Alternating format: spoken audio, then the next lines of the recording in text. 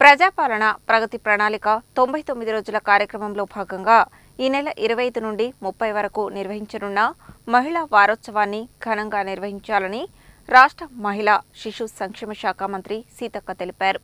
ఈ మేరకు ఆమె హైదరాబాద్ నుండి మహిళా వారోత్సవంపై వీడియో కాన్ఫరెన్స్ నిర్వహించారు.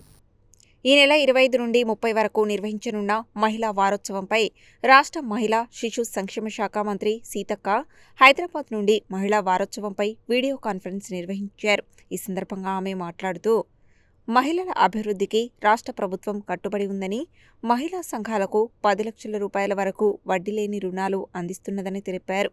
మహిళా వారోత్సవం సందర్భంగా వివో భవనాలు, అంగన్వాడీ భవనాల ప్రారంభోత్సవాలు చేపట్టాలని తెలిపారు. సెర్ప్ ద్వారా 300 మంది మహిళలకు రుణాలు అందించనున్నామని, స్త్రీనిధి ద్వారా 20 లక్షల వరకు రుణ సదుపాయం కల్పిస్తున్నట్లు తెలిపారు. మున్సిపాలిటీలో ఇందిరమ్మ చీరల పంపిణీ చేపట్టాలని, మహిళా సంఘాలకు మరింత ఆర్థిక ప్రోత్సాహం అందించాలని అధికారులకు ఆదేశించారు. మహిళా వారోత్సవాన్ని విజయవంతం చేయాలని మంత్రి కోరారు. జిల్లా కలెక్టర్ బి చంద్రశేఖర్, జిల్లా సంక్షేమ అధికారి కృష్ణవేణి, డిఆర్డీఓ శేఖర్ రెడ్డి, మెప్మా పీడీ శ్రీనివాస్ తదితరులు ఈ వీడియో కాన్ఫరెన్స్కు హాజరయ్యారు.